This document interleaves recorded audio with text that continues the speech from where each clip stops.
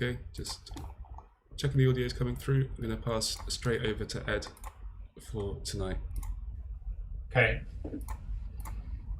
Oh.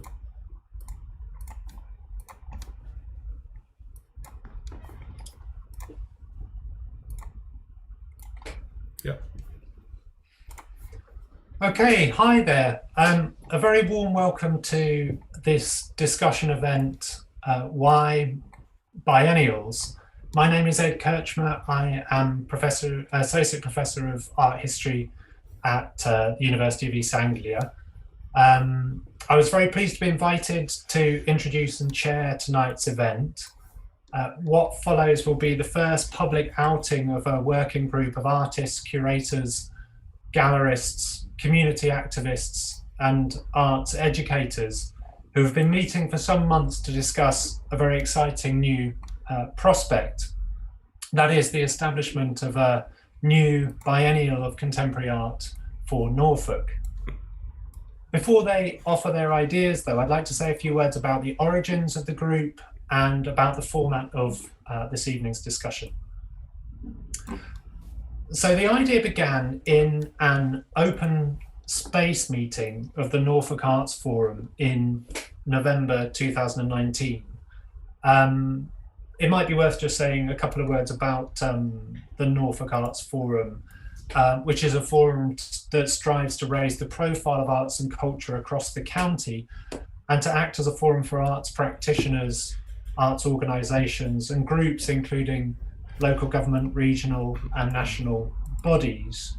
And it promotes interest in and access to arts and culture, advocating for the role of the arts in the cultural, social, educational, environmental and economic life of the county. So if you weren't aware of it, check it out, Norfolk Arts Forum. Now, following that initial conversation between a handful of tonight's speakers, further individuals with a track record of programming contemporary art in Norfolk were approached, and a working group was set up to continue the discussion and explore possibilities.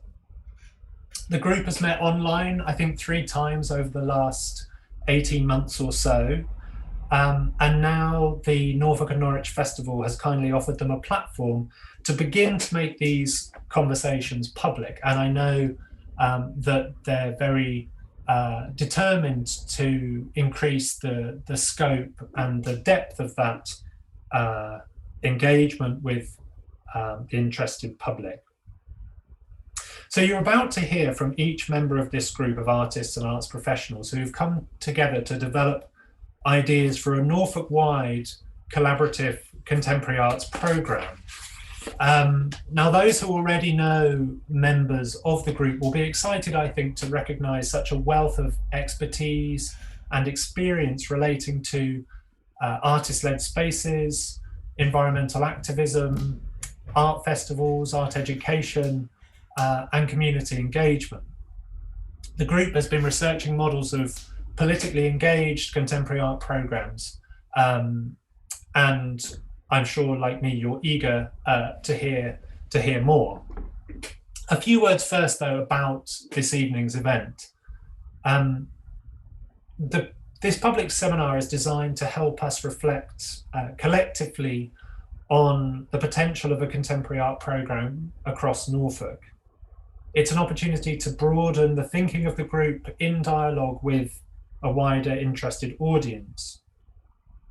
And each member has been asked to respond to the following question. What would a contemporary art biennial, by which we mean, I guess, a wide-ranging regular art festival that happens every 2 years, what would a contemporary art biennial in Norfolk look like? So a simple enough question, but for the first half an hour or so, each speaker will share a 3-minute response to this question together with an image. And I should say perhaps that the group felt it would be better, more interesting, more exciting not to let each other know what they were saying in advance. So what follows will be as new to them as it is to you and to me. Then following the presentations, the group would then like to invite you to join them in this journey as they try to determine a way forward. They warmly seek your ideas and your input. Following the presentations, then we will invite a conversation and encourage you, the audience, to join via the chat function. Now, you'll need to be signed into YouTube to contribute to the chat. But indeed, the same question could be extended to you. What would a contemporary art biennial in Norfolk look like for you? Now, to keep that conversation going after the event, you'll also be invited to join a mailing list that Henry, who's providing technical organisation for the event, will post into the chat later, and the group will use the mailing list to keep in touch with you about future events and opportunities to get involved. Thank you again for joining us. I'm very much looking forward to hearing what each person has to say about this exciting prospect. And without further ado, I'll hand over to the team. I think Jules might be first, but you can correct me.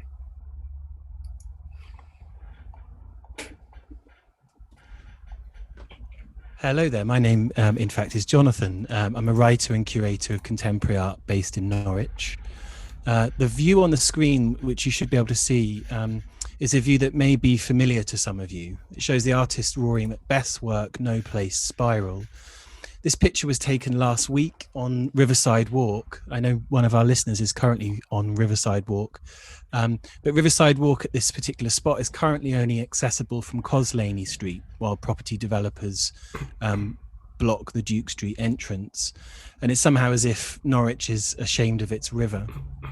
No Place was commissioned by OUTPOST Gallery with support from the Arts Council, Norfolk County Council, Norwich City Council and the Norwich Gallery as part of East International in 2006. Text from Thomas More's 16th century satire, titled Utopia, is handwritten around the surface of a former Eastern Electricity building. Utopia is a place where everything is perfect, ideal, yet, ironically, More invented the term by joining the Greek words for not and place. So utopia is not place. And it is not place, perhaps because perfection can never be achieved. It's a mission exhibition that ran from 1991 to 2009 in the Norwich Gallery, attached to the art school. And because it was in the summer that it took place, also in the empty art school studios. In 2005, it was annexed by Contemporary Art Norwich. Each year, the curator Linda Morris and an assistant curator, a fixed-term trainee post at Norwich Gallery, welcomed 2 invited selectors to sort hundreds of anonymised submissions. Those selected to exhibit were offered a travel budget and hosted by Norwich residents. And this meant that artists often came to the region to install the exhibition, to participate in public talks and to socialise, and conviviality was really central to East. You've probably heard of Tacita Dean and Jeremy Deller, and these are the most publicly well-known of dozens of esteemed East selectors over the years. Many of the assistant curators have gone on to do important work. Kirsty Ogg, for example, is director of New Contemporaries. East International artists form an extraordinary roll call across generations. Anonymised entries meant that emerging artists could find themselves exhibiting alongside established artists, sometimes with gallery representation. And each year a Developing Practice Award was given of £5,000. Because students had opportunities to work closely installing work with artists, talent stayed in the region. At the height of the summer, people travelled to see East, perhaps on their way to the Norfolk Broads or to the coast. And outside of London, Norwich became a contemporary art destination, much as Glasgow and Liverpool are today. The building that hosts Rory Macbeth's work, which you can see in the slide, was scheduled for demolition in 2007 to make way for yet more crap riverside real estate. So in a sense, in an important sense, it's a survivor, the only public artwork that is a concrete, visible legacy of East International. But often unnoticed, certainly less tangible, equally important, is this far-reaching network of individuals and organisations affected by East. So to address the question, what would a contemporary art biennial in Norfolk look like, we felt we should start with East, just to remember it, to say perhaps that it was not perfect, but aspects of it were extremely effective. I like to think of East as a device. So aside from the compelling exhibitions, it's a device to train and socialize gallery professionals, curators, artists, technicians. It's a device to nurture emerging artists. It was a device to construct networks. It was a device for dialogue on contemporary art, a device for plugging the regional into the international. I'll hand over to my next colleague now. Thank you.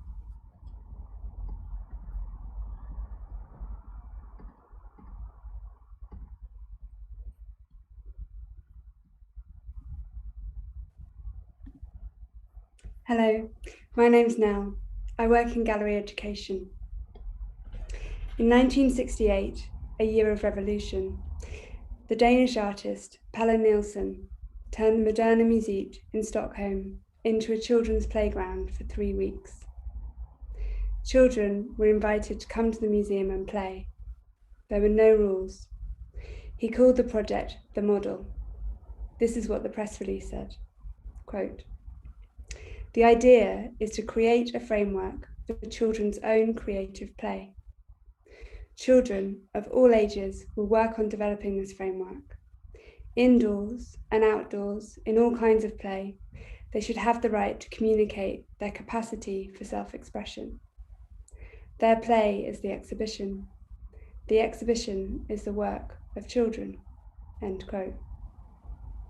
Sometimes, when it comes to contemporary art, it can feel like you don't know the rules. You don't know how to play. What's interesting about the model is that it provided the context for the children. They already knew how to use it. The model made visible what was there already, the children's capacity for imagination and creative thinking, to try things out, to see what was possible, and their ability to work together, to listen and learn from each other. I'd like to think that a contemporary art biennial in Norfolk could be similar to the model, a lively, if slightly chaotic framework where people already know how to get involved, how to dive in or jump off. As I said, I work in the field of gallery education. Gallery education is often collaborative. It's always participatory, it's inquiry-based, and it doesn't work to a curriculum. The modes of engagement, or rules, to continue to use the term from Nielsen, are co-created by the people taking part, often as we go along. So how do we open up ways of encountering contemporary art? We should contribute to, expand, and amplify the conversations that are already taking place in the region. This is not about playing it safe. In fact, it's about the opposite. It's about taking risks with programming, about creating frameworks that are concerned with agency and action. It's about setting things up that build new solidarities and facilitate collaborative relationships, if only temporarily. It's about building the playground.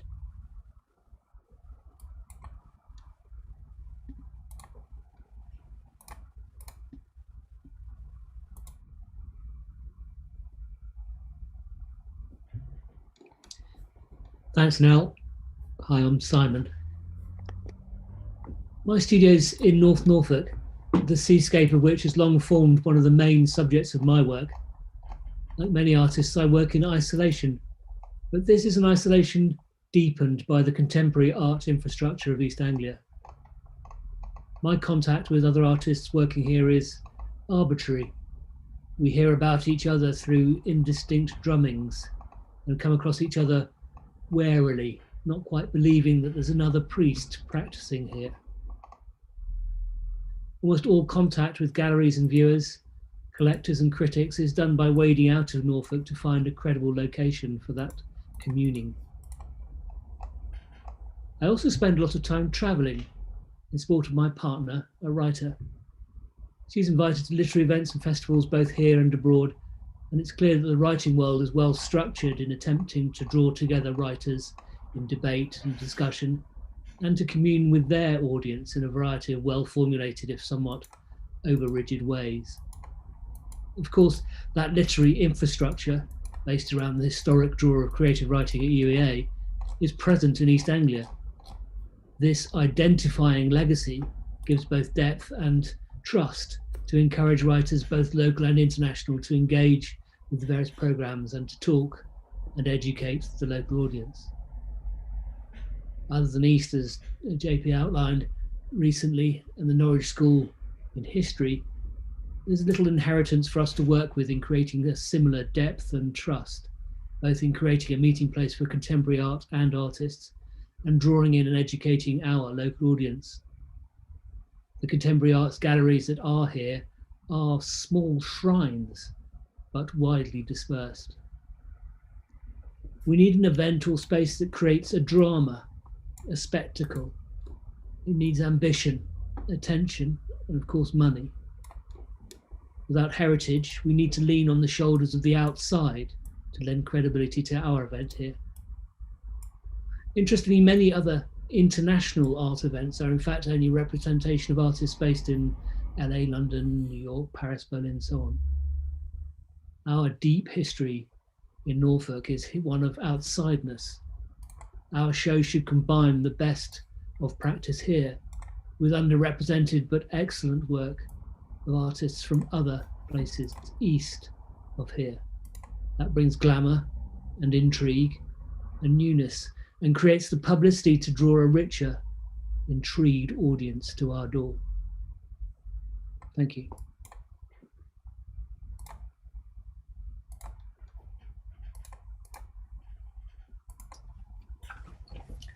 Hi, we're Julia and Kaavous, and we are Original Projects. We're based in Great Yarmouth, and we work with place and communities.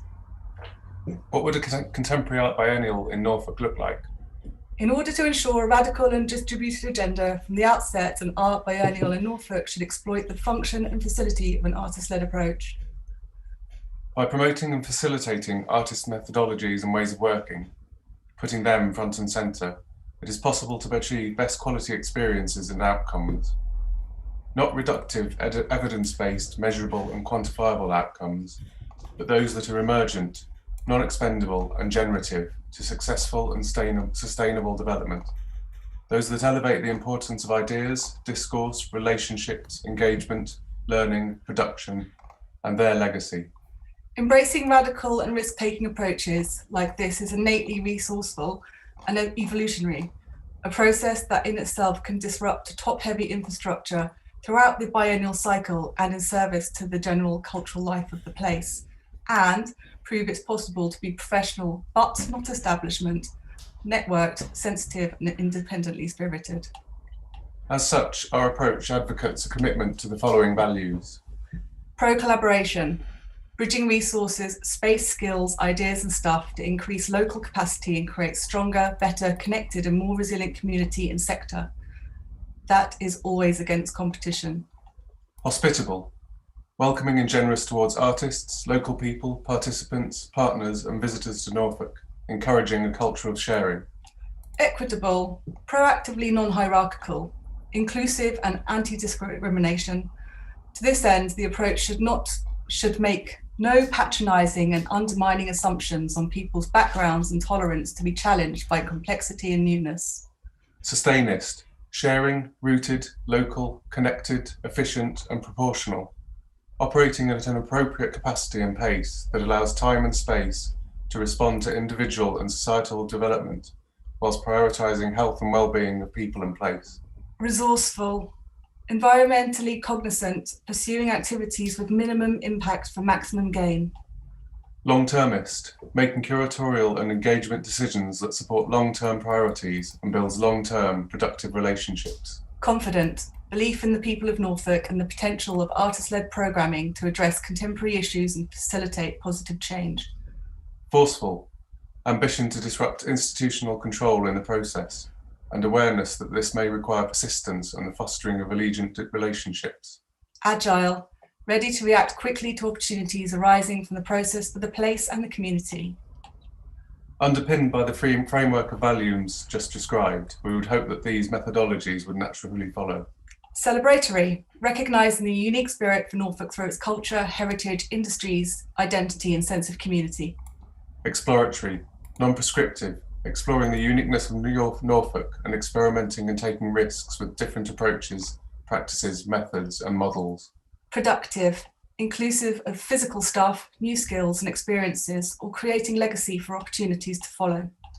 Collaborative, encouraging artists, creative organisations and the people of Norfolk to work together and be equally invested in projects. Inclusive, with projects being widely accessible to the people of Norfolk, some inviting county-wide participation, porous to its wider geographies, regional, national and international.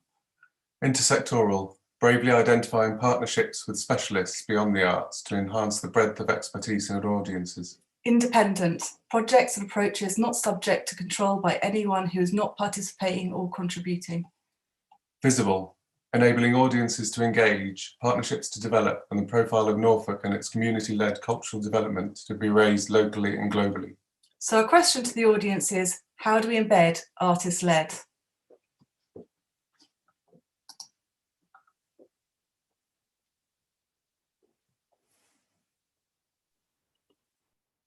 Hello, I'm Sarah Lownes. I'm a writer and curator and I'm based in Norfolk.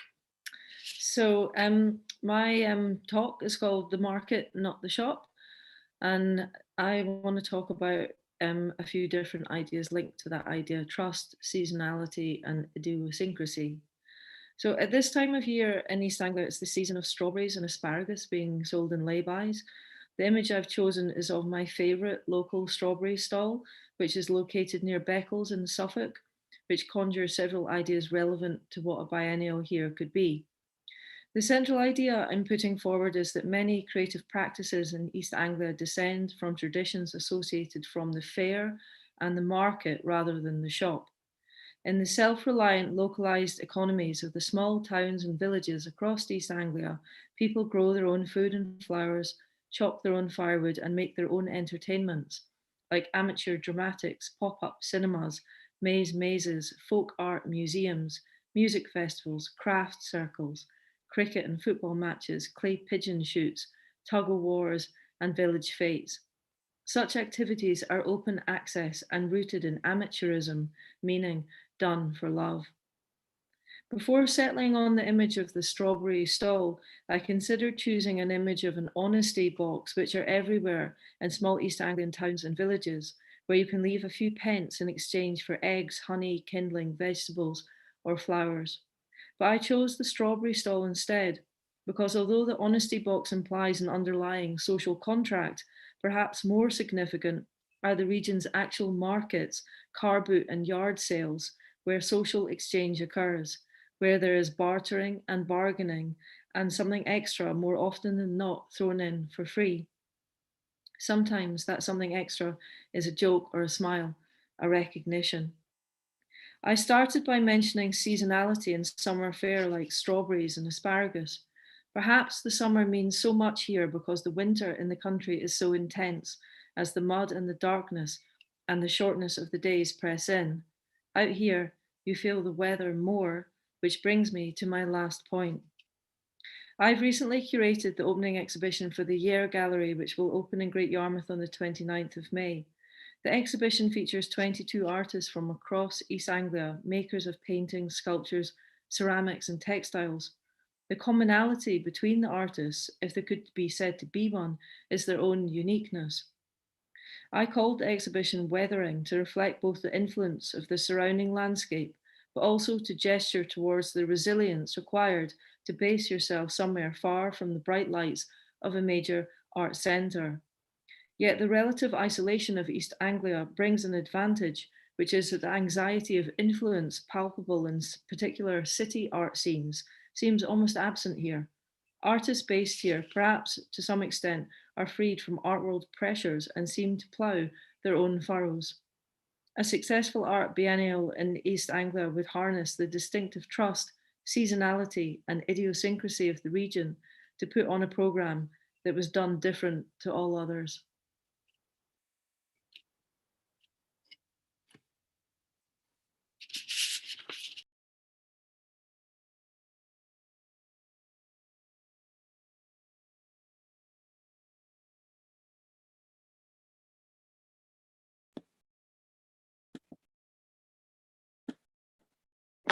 Hello, I'm Veronica. The picture shows the arrival of a spectacular Russian sailing ship into Aarhus Harbour for the Tall Ships Race in 2019. I happened to be there for an international museum event and was absolutely blown away by the excitement of seeing this majestic vessel, complete with all the sailors standing on the masts singing. I've chosen it as the headline image for my introduction, as it is a key to my vision for getting there sustainably. It's partly about travel, but equally about what an environmentally sustainable biennial might look like. For me, the whole point of a biennial has to be international, engaging politically, bringing greater diversity. A biennial in Norfolk can spearhead artistic exchange. We celebrate our locality by importing heightened creative experiences, but crucially, we need to make sure that it becomes locally embedded. So back to ships. For our Norfolk Biennial, I suggest we invite sail shipping companies and crews in the UK and internationally to join us as partners to provide nil carbon regional and international transport. Artists would be invited, but could also apply through open submission. Some artists would send work, but each ship would carry some as passengers. Ships would dock at different seaside destinations around our coastline. Biennial locations could also extend inland, in which case we need to consider an equivalent means of low carbon ongoing transport. Then on arrival, artists would be received into communities locally who would offer studio, living and display space, but also an initial community of interests together with artists locally. Creative exchange and communication with other disciplines too will be an important part of the process of establishing the biennial widely as a force for regenerative thinking. The kind of art which is shown also needs to be considered sustainably, balancing across visual, performance, sound. Do we need to set guidelines for display technology? Are there implications for media which require energy and amplification, video or projection and lights? Also for visits, it would be a pity to put all this effort into nil carbon arrival without also thinking about how we can facilitate low carbon visitor travel. Can we encourage people to arrive by buses, trains, boats, bicycles, horses, or walking? Finally, linking diversity, community, innovation, my vision is for a thoroughgoing reworking of what international partnership and communication looks like. The shipping journey is a big part of the process, providing the spectacle and the anchoring for an environmentally sustainable biennial. So that's it.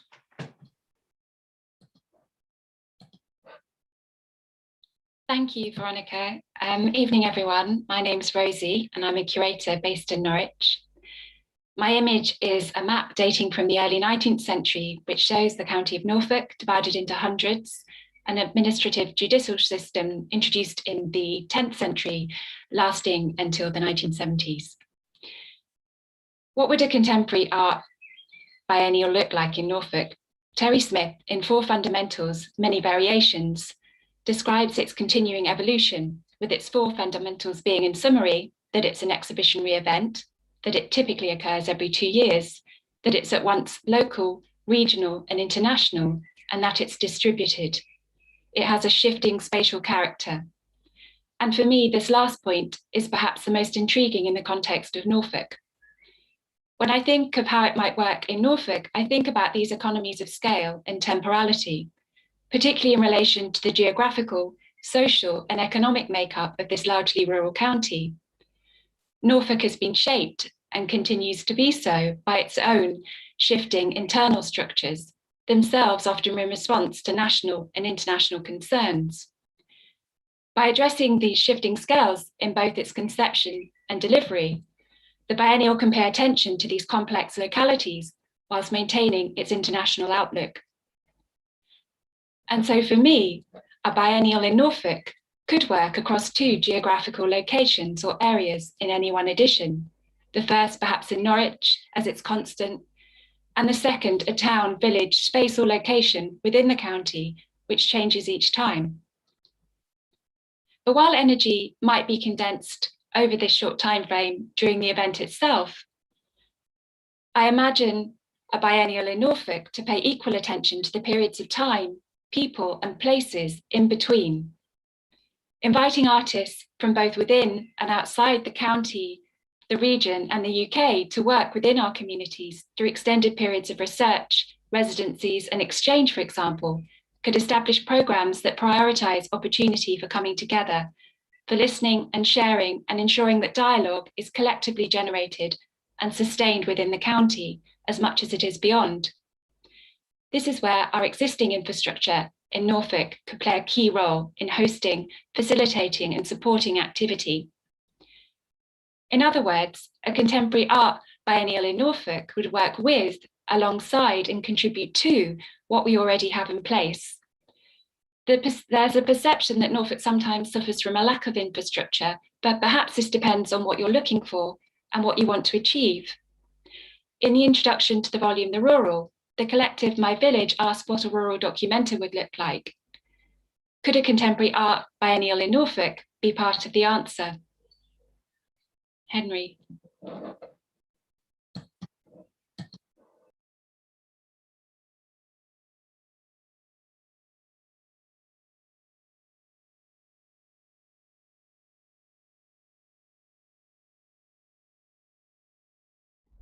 Hello, there we go. It's easier unmuting other people than myself on this. I'm Henry. Lots of you will know me from my work with the Assembly House Trust, running these Assembly online events over the last year. Before working with the Trust, I worked on several projects to organise exhibitions and events in Norwich, firstly with Savour, an arts organisation with no fixed location. The Savour exhibitions happened every 2 months, and there was always a focus on the event and an encouragement for artists to submit and show new work. The exhibitions would often be in different locations, but would be based on the same model, with an open show presented alongside a featured artist. For me, Norfolk Biennial would be able to operate on an extended version of this, generating a drive for new work and commissions every 2 years, and creating a shared timeline for artists and art organisers to work towards. Our biennial would also create a distributed map of events in Norfolk, relevant to people that are living here. And they're not only relevant to artists, but they're relevant to the thousands of people who wouldn't have had those encounters or experiences if it hadn't been for the event. The recurring events in the region would increase engagement and develop new wider audience that create anticipation and excitement for artists and encourage them to stay living and working in the region. During the pandemic, a lot of us have been focusing on the local area and our close surroundings. And for me, in these discussions, it feels like a relevant time to consider the potential for activating more unused spaces outside of galleries, introducing high quality public facing work, and spotlighting the pockets of activity and energy that are often missed. We don't know what work would be in a biennial, but something could be happening, and it should be open and welcoming and here. I'm now going to share Daniel Bryan's 3-minute piece. It should play now. Hello, I'm Daniel Bryan from the Norfolk and Norwich Festival, where I'm Artistic Director and CEO. It's great to be here today, and I'm sorry that I'm only here on video and not in person, but I'm running around doing other things in the festival. The first time I came to Norwich was quite a while ago now, and it was around the time of East, and people have talked about East International and its importance in the region. And that fits my memory of sort of something that was happening here led by the visual arts world, which was super exciting and where artists were supported and enabled to make new work, and that was a great thing.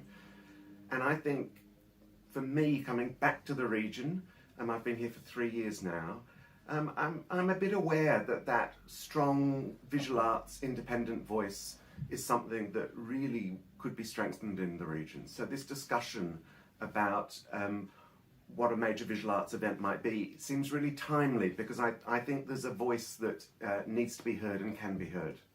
I think there's a lot of opportunity in Norfolk because there's a fantastic infrastructure already here. But of course, the challenge is the infrastructure is in a sense institutionalized. And I say this from the position of somebody who works at the festival, which is one of the institutions in the region that may be able to support a visual arts event.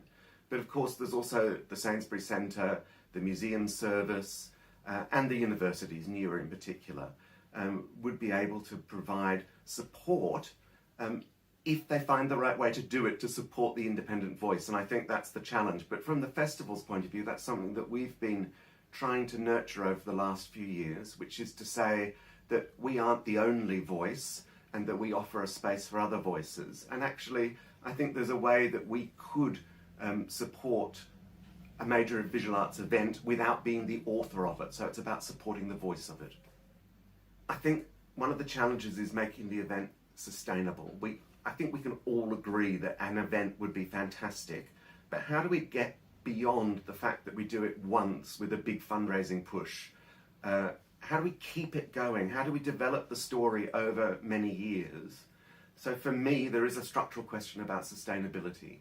And I think what we need to be looking to do here is to join together some of the strengths of the infrastructure, and we need that infrastructure to be generous to the voices of independent artists and curators and help and find a way to support them. So the festival, for instance, can be offering marketing, it can offer a space for people to work, a whole range of things without having it be our project. And I think what we might be looking for here in Norfolk is something that feels and belongs to the arts sector, the visual arts sector in Norfolk, to the artists, to the curators, but that has the backing of the infrastructure which already exists.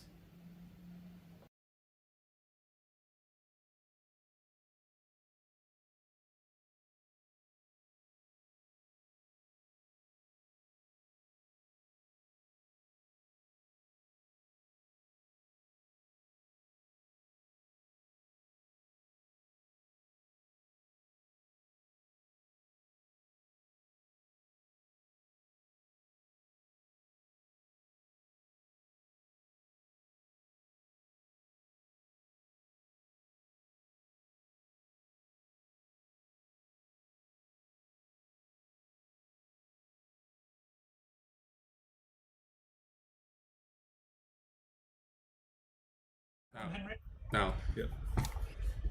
Okay, brilliant. Well, what a wonderful series of contributions. It's so great to hear you all talking in sort of diverse registers, but also with so much in common. And I don't know, listening to you, I really felt like this needs to happen. I suppose I wanted to start by thinking a bit about the non-visible kinds of aspects of a Norfolk biennial. The question was, what would a contemporary art biennial in Norfolk look like? But it struck me that so many of you emphasised those crucial aspects of sort of ongoing events like this that are about exactly the kind of non-visible fabric of things, about social exchanges, about gathering relationships of trust. Jonathan, at the beginning, you started thinking about East and its role as a device for training and nurturing and bringing people together.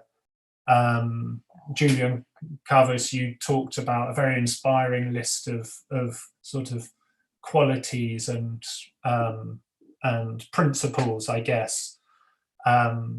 Sarah, you were speaking wonderfully about the social exchanges deriving from fairs and markets, and these all seemed to me things which had to do with a sort of non-visible, essential, deeply human sort of longing we might have for these sorts of things. And I wondered whether anyone might want to comment on the sort of relationship between the non-visible things and the visible things.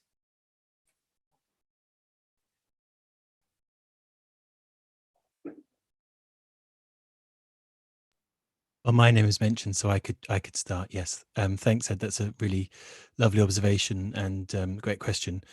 I know that. I alluded to this idea that this kind of invisible network exists of a kind of legacy of East that's not concrete, that's not, it's not Rory Macbeth's building, but it's relationships, networks, so on. And I'm just going to point at Kaavous now and say that, Kaavous was so central to East International. And I was very struck when Jules and Voos were doing their, as Kate Murphy has called it, their kind of rap, let's embed the artist led. I was so struck by so many of those things being present in East International. This centering of hospitality, the centering of collaboration against competition. Fine, I know there was a £5,000 award, but this sense of nurturing the collaboration, a kind of flattening of hierarchy between artist and technician. And I suppose it was important for me to acknowledge that, East International, looking back through, a nostalgic lens, was not perfect. It's not some kind of utopia. And I know that we've talked about it often as a group, and Daniel, of course, mentioned it. But I was struck by the way in which some of those ideas were instituted at East International and were present in some of the ideas that Jules and Voos shared, which are fascinating and brilliant.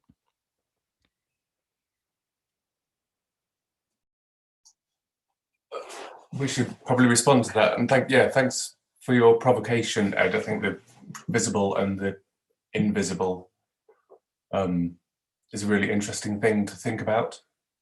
And I guess, one very simple practical thing I thought about was when Veronica was talking about the tall ships. We've hosted a sailing ship in the 2 years prior to the void we had last year, and have talked about that sort of connection, and how that could bring artists here. And I don't know, that feels like a metaphor for something, because when they arrived, that vision of seeing a sailing ship arrive feels like something from the past. It feels like a vision in some ways. And I don't know how that connects somehow, but it feels like it might say something.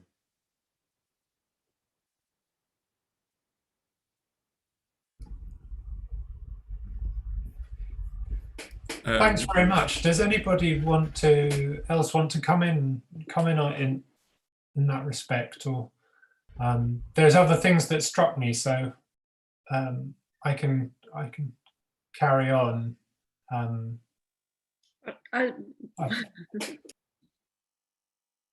Sarah. Yeah, I think one thing that's kind of struck me is that since I've moved here, I've done some projects that have been during warmer weather that have been outdoors on the beach. And then I've done other projects that have been kind of indoors, that have been in libraries and art galleries during the winter. And although I understand that programming this during the summer, when it's strawberries and asparagus season, would be more tempting, I find it quite interesting to think about programming something in the winter, which is such a hard time for a lot of people in this region. And so that's one thing that kind of interests me, is thinking about the low season as being a kind of time of possibility and kind of fermentation as well, even though the summer is a more traditional festival time. Because I think one thing that I found really interesting about moving here is, if you move, I used to live in Glasgow and before that Edinburgh, and in those places there's availability of things all the time and you get quite used to that. And then when you move here and you find that shops close early on a Wednesday and they close early on a Sunday, and you frequently might go somewhere to try and get something or other, and you can't get it because the shop is closed or whatever it is. But all those things, I see them as being kind of more strengths than weaknesses. So I'm sort of wondering about whether it's possible to use this kind of idea as a way of drawing attention to the differentness of this place, and the kind of the time, the kind of time and the reflection that comes from being in this place.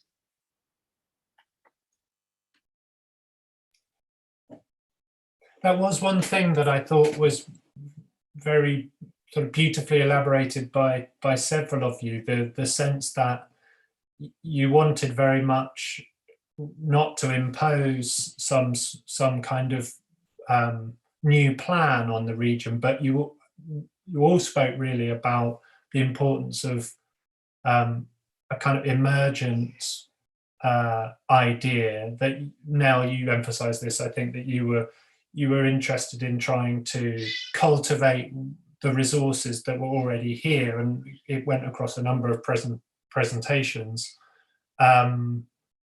And yeah, I wonder whether it's worth talking a bit more about that. Rosie also spoke of particular things about the region and the relationship between the specifics of regional identities and the reach to an international scope, which Veronica too was interested in. So I wondered if anyone would want to elaborate a bit more on the question of emergent thinking.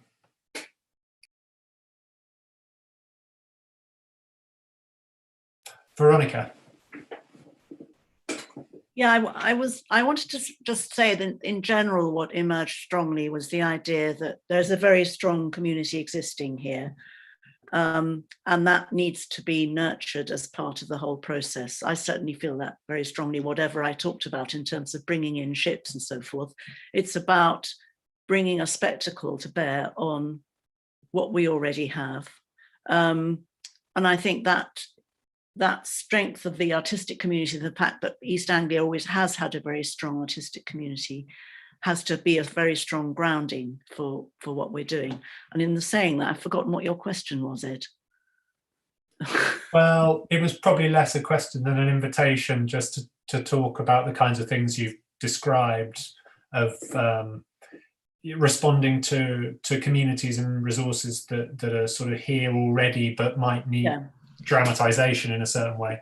Yeah, I mean, another aspect of what I would like to see is bringing in a wider community into the art world that isn't only an art world thing, it's a proper community thing, and that people are swept up in the whole process, which is why I was talking about people incomers being brought into communities and then being made part of that somehow.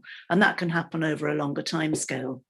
I think in terms of seasons, there is a big environmental point, I think, to be made about there's a reason why labour, most labour happens in the summer when the days are longest and people can get about more easily. So I think we need to think, I do think whatever the structure, we do need to think about environmental concerns increasingly in the future.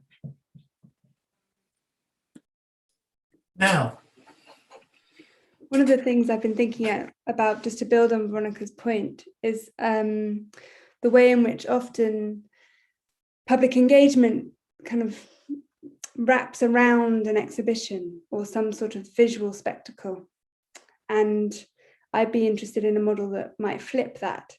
So the public engagement is at the core of what we're doing and thinking, and actually the exhibition comes in to serve that, if you like. Jules.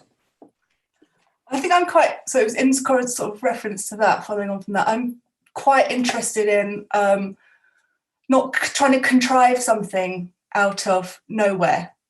And sort of in response to what Nell's saying, it's sort of enabling sort of a muscle memory for how things are experienced. I like the idea of a spectacle, but also I feel like dropping a spectacle into a community so they can experience it and then it's gone is a wasted opportunity. So that's just one point. But also the kind of the precariousness of contriving a situation, a biennial. I don't know, we talked about this in our conversations. There was a moment when Norwich City Council started one. It was called Contemporary Art Norwich, and it started in 2005. And the second one was in 2007, and it never happened again.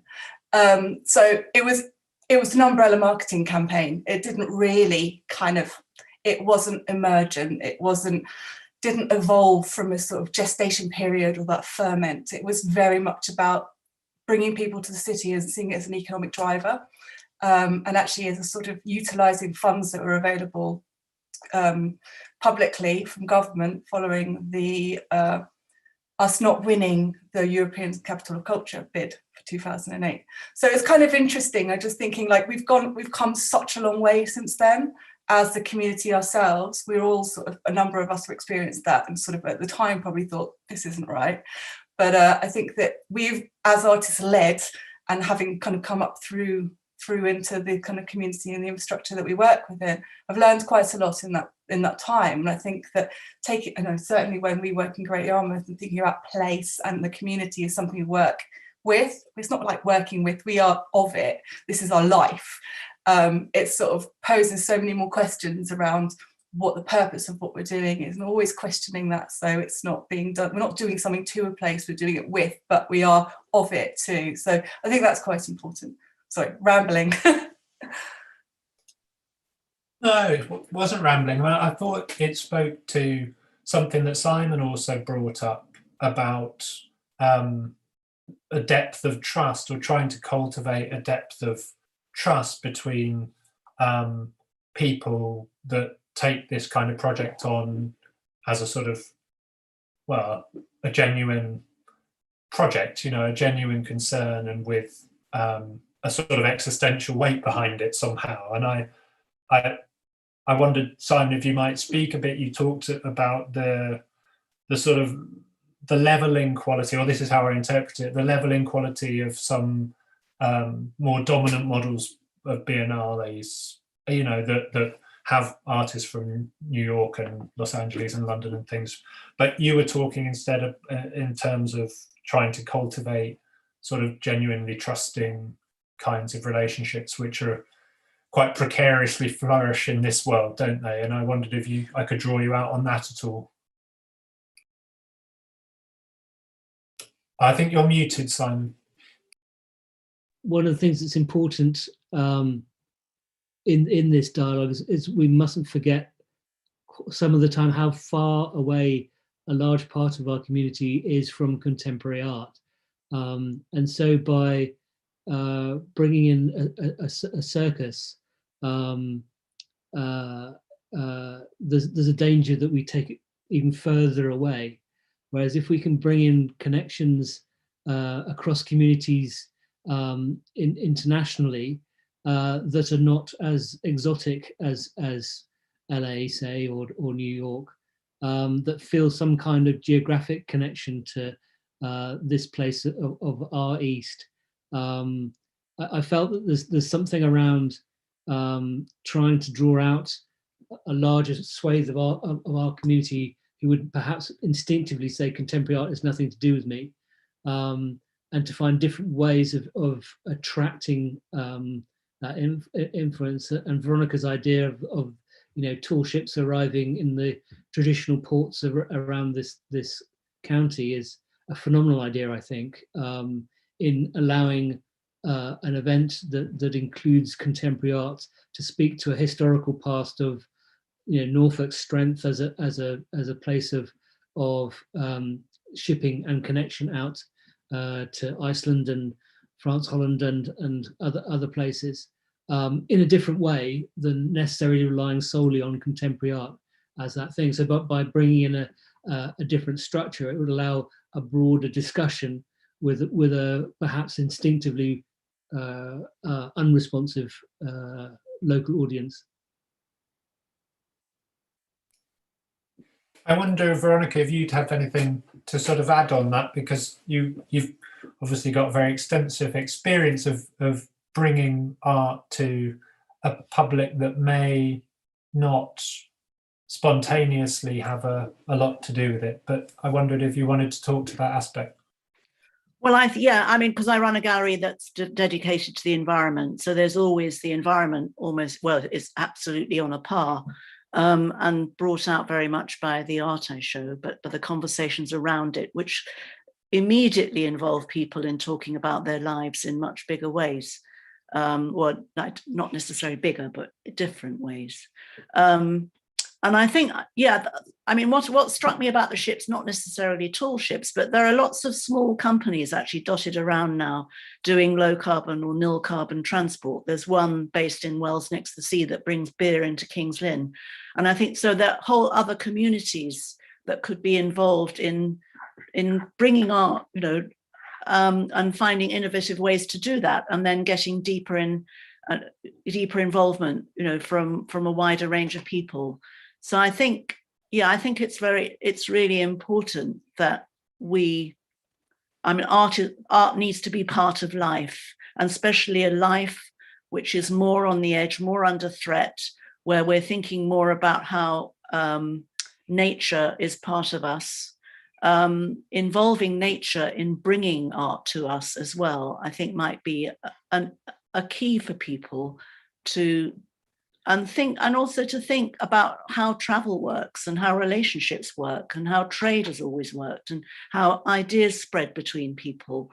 And I'm also very, very concerned in this Brexit era that we keep a very strong international connection and that we're not buffeted around by Australian trade deals, or whatever of that sort, but that we're looking at the politics we want to create through the art we're sharing.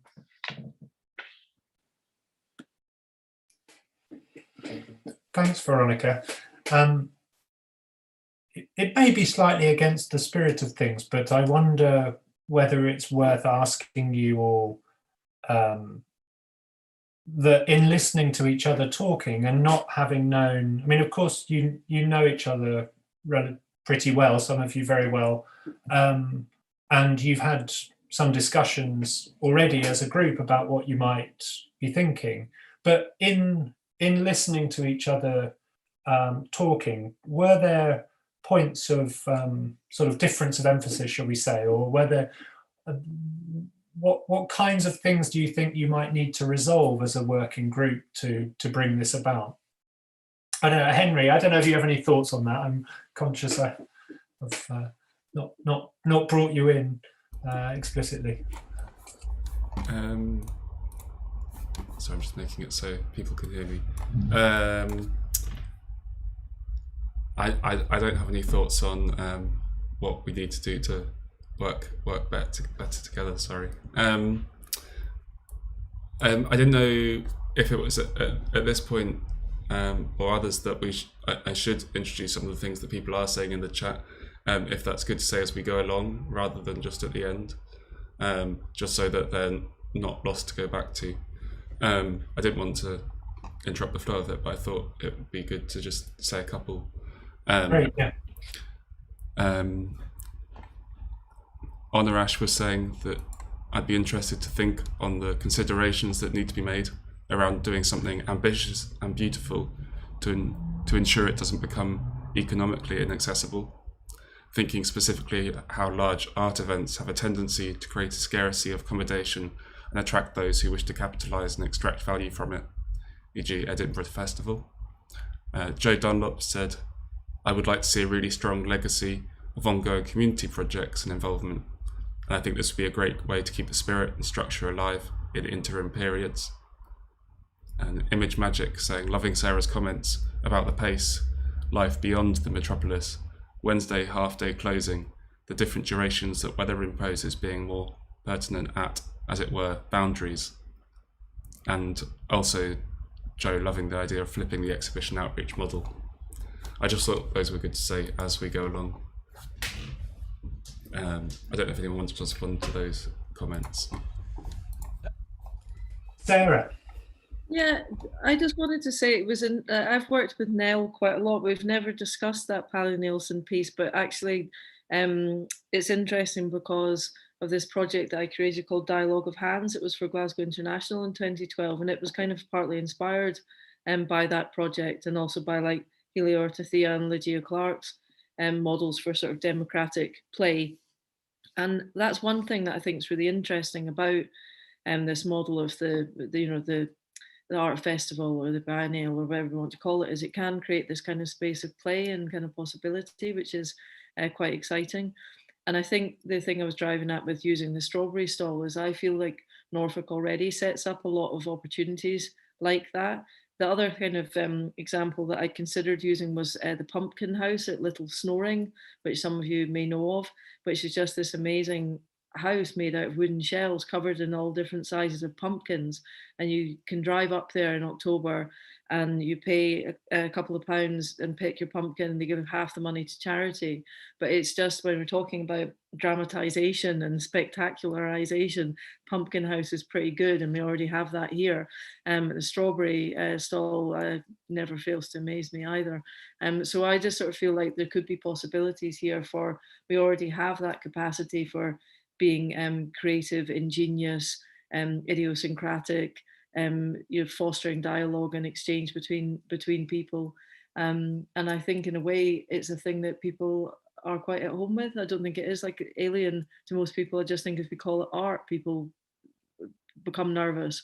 But maybe if it's called festival or fair, like summer fair or winter fair, festive fair, people can connect with that concept much more, I think, much more easily, perhaps.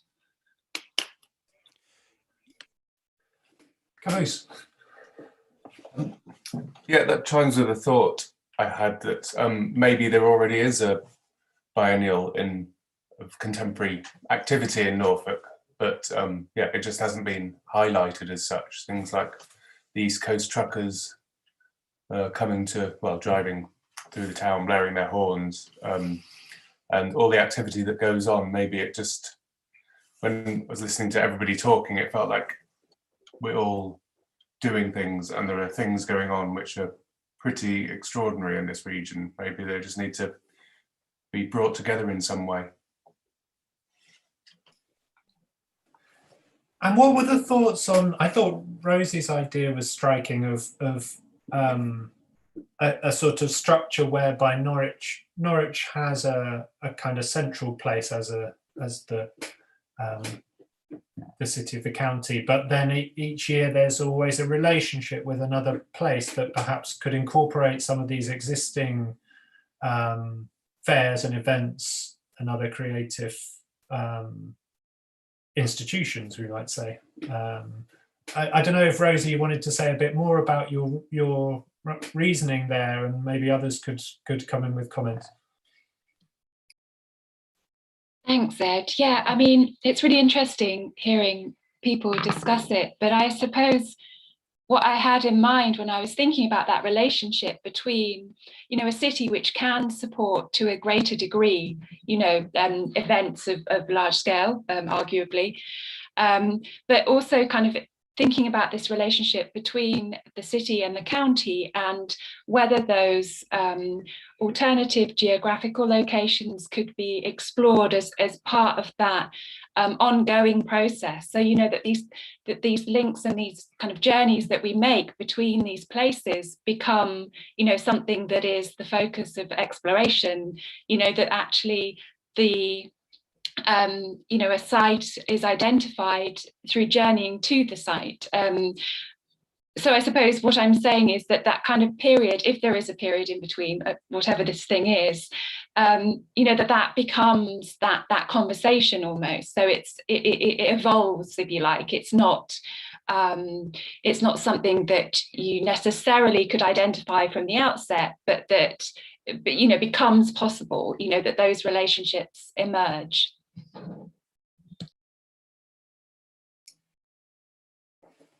Would anybody like to add to that, another aspect of the sort of emergent logic of the group? Yeah.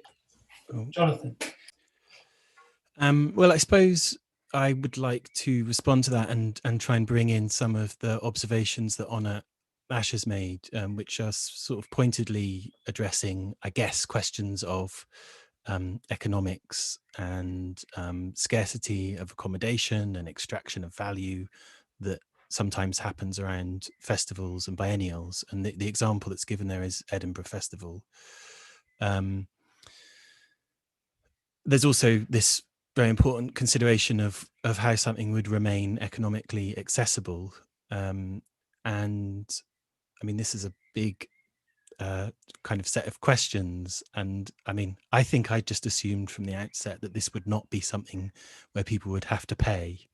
So this would have to be something that was free, so it would be accessible in that very basic sense. And that sort of speaks to something that Sarah's pointed to about doing some work to address the perception of contemporary art as being something that I mean, it's associated heavily with the market and sort of boom economics in as we encounter it in the media everyday life. But I think it's important that part of what we do is offer something that is, it's not a shopping opportunity. And, you know, having run artist-led galleries in the past, it's been very important, particularly with Lower Green in Anglia Square, to kind of to very clearly state that this is not a shop. You don't have to buy anything if you come in here, and that feels radical in the high street, actually, to not have to buy something. I mean, there are all kinds of ways that we've pointed to, I guess, about infrastructure, conversations around infrastructure, and I was really interested to hear Veronica's suggestion. It's really exciting, and Sarah had talked previously, drawing on her research around Detroit, about the model of the spoke and the hub, as you know, and Rosie has outlined this idea of twinning. I mean, the obvious example to think about is Glasgow as something,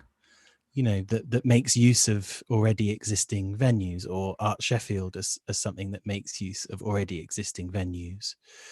And in that sense, you know, you don't have to have a dependence on large institutions that already exist. And there's already a kind of move towards equity, possibly, in developing those relationships with potential hosts.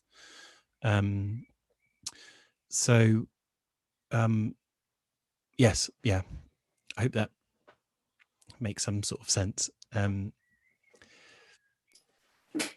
You spoke there, Jonathan, about other kinds of models for the sorts of project that you might be interested in being involved in.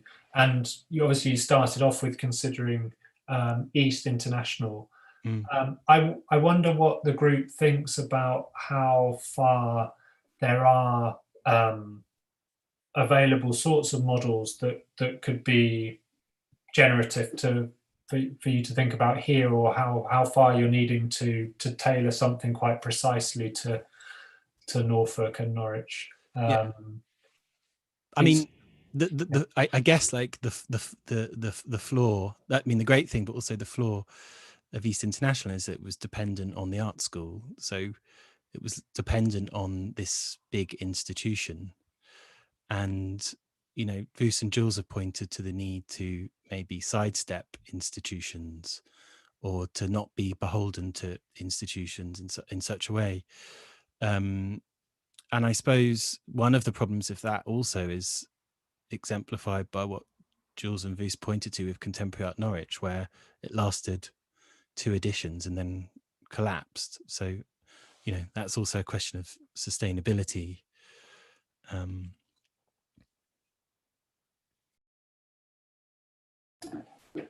Veronica. Yeah, part of that question, really, I mean, it's all about where the funding comes from. And yeah, you can say not a shop, but that perpetuates the idea that people have a sense of entitlement for contemporary art and think it should be free.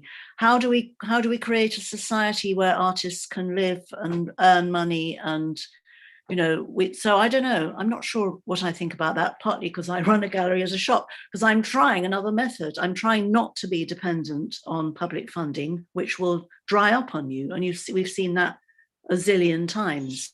How can we create it so that actually people really want it? And if they really want it, they're really part of it. And they can all get something from it and make something from it. And I guess, you know, I'm afraid we're stuck with a capitalist system. We might have to think about how that can be creatively and ethically used as part of the way it operates to keep it sustainable. And it might be, you know, if we do involve ships, they're run commercially, people pay to go on them. I don't know what it, you know, that some kind of life that it generates that is part of everyday life might be one of the keys, and also embedding it in communities in a really thorough way, so that, yeah, people are learning, they're learning skills, all kinds of ways I'm sure we can come up with. But I think, yeah, thinking about a trickling source of funds that just keeps it going, so we don't have to go for massive grants. Simon, I think you're muted. Again, I think building on that point, the idea of spectacle, in that drawing people in through entertainment, and you know, I love the idea of arrival, and the spectacle that Veronica showed us of the tall ship coming in, for example. Again, not necessarily stuck on that particular thing, but in trying to make the subject inclusive of things that would draw a wider audience. Again, you know, people go to the cinema, people have been locked in houses for a very long time. So, you know, some extra spectacle that will draw people to it, that yes, may involve you know, money changing hands in order to, you know, this thing needs funding from somewhere. One thing I find very refreshing and admirable about the group, as I know you so far, is that you seem to have your sort of eyes looking at the heavens while your feet are in the are on the ground, and it's a sort of what I admire about it is that it's you're not allowing the constraints of working within the system, you know, that we have to be a part of to some extent, to dampen the sense of potential about what could happen were you able to negotiate a path through things. And it's that sort of quality of a sort of pragmatism and realism combined with a certain sort of utopian impulse, which I think would make such an excellent project.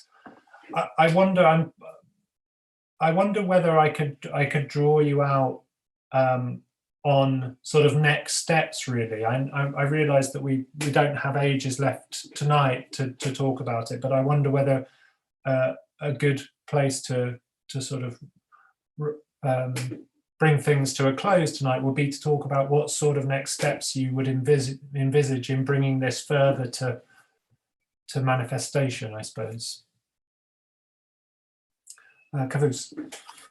First thing on my list is to find out where this Norwich is that everyone's been talking about.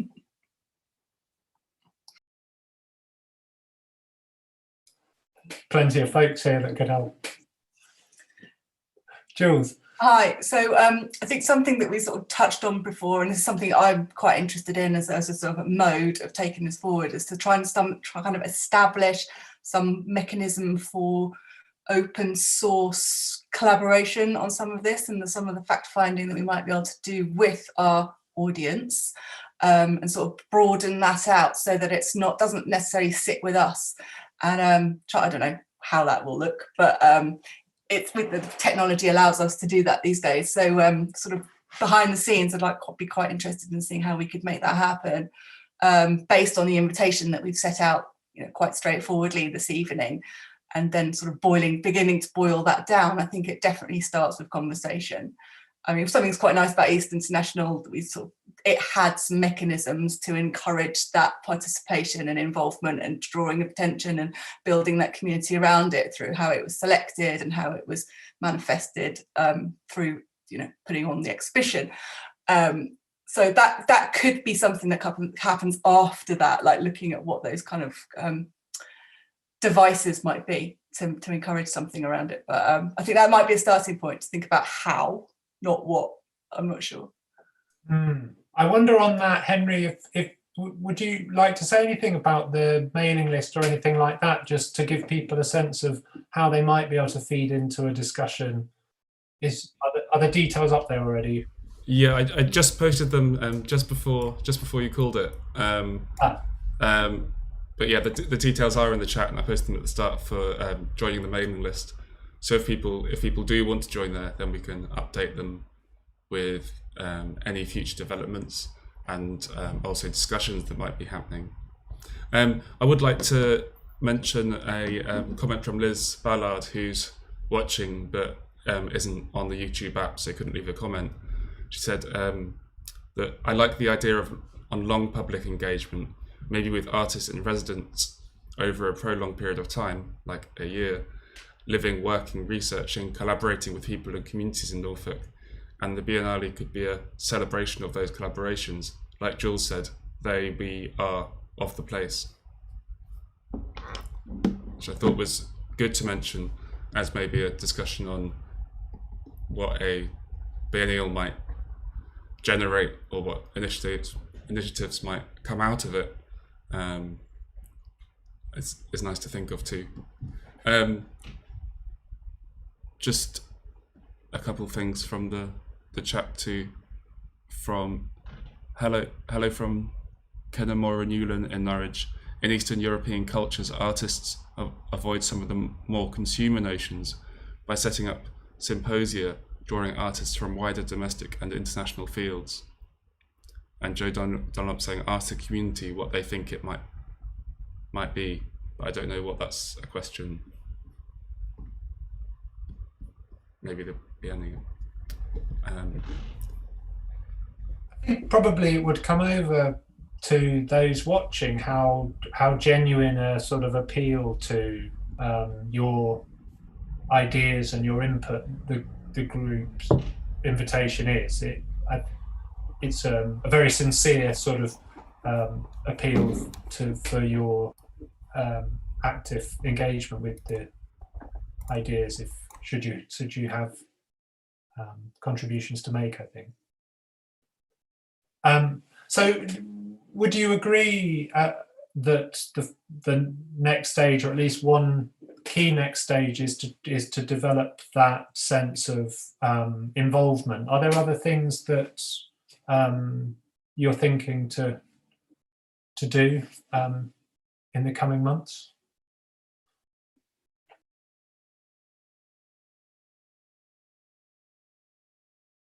Veronica. I just think we have to find a way to incorporate every idea. I think they're just everyone, just such brilliant ideas. And there was a thread running through, as we've discussed, but there were some startling sparkles that we ought to think about, having playgrounds and things. And just lovely ideas. And I love the strawberry. I mean, again, creating little markets like that as part of the whole thing, that involving artists from here and there and everywhere, making it a generally creative thing. And that could be, taking the strawberry as an inspiration from a community. That community would probably love that and that farm.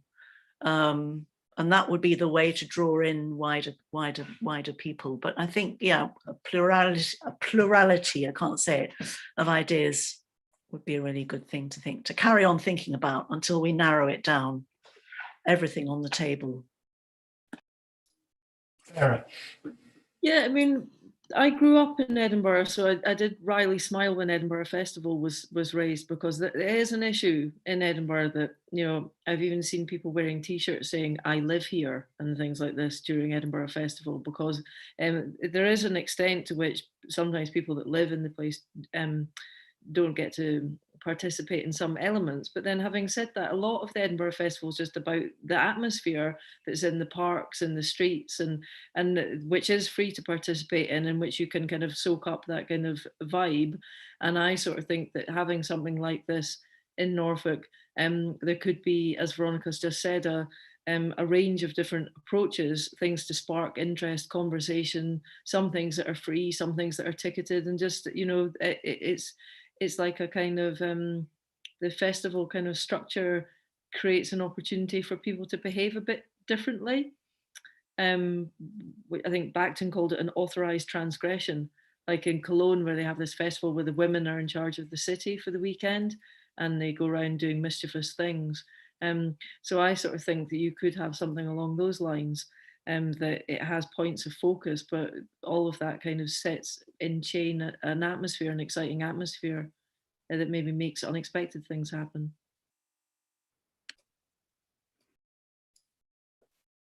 Jonathan. Yes, utopia is sort of more or less fashionable throughout the years, isn't it? And it's sort of I don't know how fashionable it is at the moment. It's probably on a bit of a low ebb.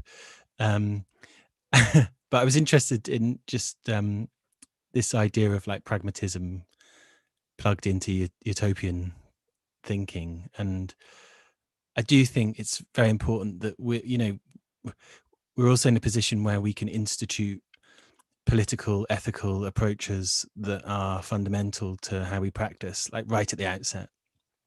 So carbon nil, or the importance of artists being paid, and so on. So I think that we have to kind of dream those things and institute them from the outset. I think that's really vital, And in a sense, I suppose, returning to the beginning, that with the question of utopia, that you said that East wasn't perfect, nothing's going to be perfect, and the situation, all the pieces on the board don't have to be perfectly arrayed in order to get going. If you wait until everything's right there to get going, you're never going to start. And I guess that's the benefit of having the pragmatism there as well, to sort of not be too precious at the beginning, which you haven't been at all so welcoming and open and generous, which has been wonderful. I wonder if anybody would like to say anything as sort of final words, or if there's anything more from the chat that we might address. Henry. I was just going to say that maybe we should mention we should have like practiced to say it all at the same time, but what would a contemporary art biennial look like in Norfolk for you? Because I don't think we've really said it that many times, and I think that is the kind of question. So I thought I should say it again. Just that, really. But I think that's a good thing to keep thinking about, and do join the mailing list. And if you come to future discussions or future conversations that happen, it'd be good for that thing to be a question that people could carry on thinking about. Perfect. Well, I on that note, I hope I'm not being premature, and it seems like a good note to close on. On behalf of the audience that I don't know, I don't know about, but on behalf of them, I guess I'd want to thank you all for sharing and opening up the idea to us all. It seems extremely promising, shall we say. Okay, and so I suppose do join the mailing list, and the group will let you know on future events, future possibilities to input, future ways to engage. Sorry, Henry. I was going to say, just not to ignore it, but Image Magic said a while ago, artists need to get paid, and that's something that we agree on, and I didn't want it to not be said. But I think that's something that we'll agree on. No, quite right. Okay, well, if there's nothing further, shall we bid everyone a good evening?